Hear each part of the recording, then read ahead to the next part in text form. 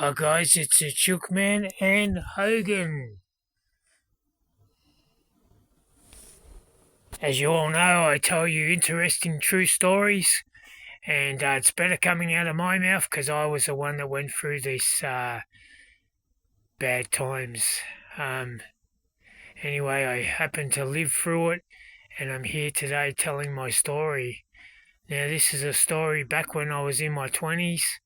I happened to be working in Raglan Street, Preston, and I was quite happy in this job. I'd landed a job, and the boss that I was working for happened to be into the Harleys.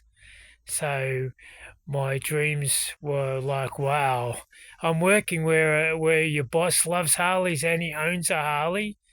That was the best job I ever had.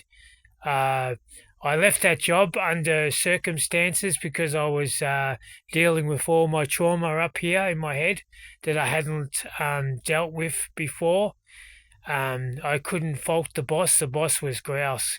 He employed me. He gave me the job, and thumbs up to him. He knows who it is. And I never. That was the best. People say, "What was your best job you ever had?" Well, that was a best job I ever had. There was nothing that I couldn't discuss with the boss. If I had a problem, I could just go and talk to him, and he'd see what he could do for me. Anyway, so I'd left that job under my own reasons, dealing with mental health issues, and I started mucking up once again, drinking and not giving a shit about my life, realizing that I had no one or not even a proper partner. I was seeing a woman, and she was on heavy drugs. I found out later on down the track. Didn't realize, but then I found out she was on heavy drugs. She was living down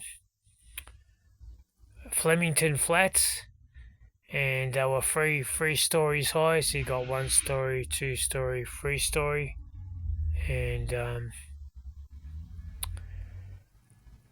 I went and visited her, and I had a lot of alcohol in my system, but enough alcohol. I knew what was going on. I went and visited her, and we had an argument. And all I remember is walking out the front, sitting up onto the balcony, and she came out and pushed me, shoved me. I'd done a somersault backwards like that, landed on my face here, smashed my eye socket, broken nose, broken eye socket, broken jaw in 6 places. That's why I've got a metal jaw now. They put metal plates in my jaw. I had my jaw wired shut for nearly a year and a half because I had complications. My jaw wasn't healing properly. So what they did is they wired my jaw shut with wire, and they gave me some wire cutters just in case I'd been sick, because if you don't get into your jaw and cut it and open it up, you will die. You can die from your spew. You need to be cut the wire, open your mouth so you can spew, because otherwise you just regurgitate your spew and you choke and die. I know it seems gloom and doom, but this is one of the tragic stories that I lived through, living it rough on the streets. I lived all over Melbourne. I just didn't live in one particular spot. I went to St Kilda, I went to Fitzroy, I went to a lot of places, living it rough until I actually got this place here. But yeah, so that's another story in itself, how I recuperated. It left me with brain injuries. I had a blood clot on the back of my brain. I had I was in a mess, broken jaw, shattered eye, broken nose, had to go through rehabilitation in Essendon Hospital. There used to be a rehabilitation centre in Essendon. It's no longer there. They've bulldozed it. All these old hospitals no longer there.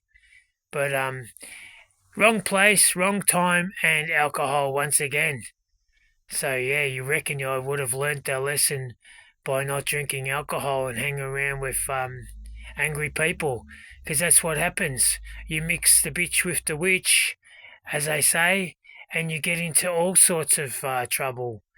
All right, guys, that's just another true story on how the Chook man survived. I got out of hospital, had my mouth wired for 6 to a year shut, and once they took it off, it was like I won Tats Lotto. I could start eating soft foods again. How I ate is I had to get a straw with a syringe on it, and I ate soup.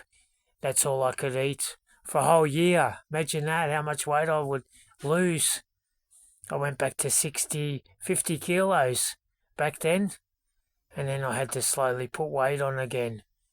But that's an interesting story in itself, how I survived getting pushed off a 3-story balcony. Alright, guys, that's just a quick story. I don't want to reminisce on it too much because it brings back flashbacks. And that's probably how I got all these flashbacks and this critical PTSD through trauma and living it rough on the streets of Melbourne.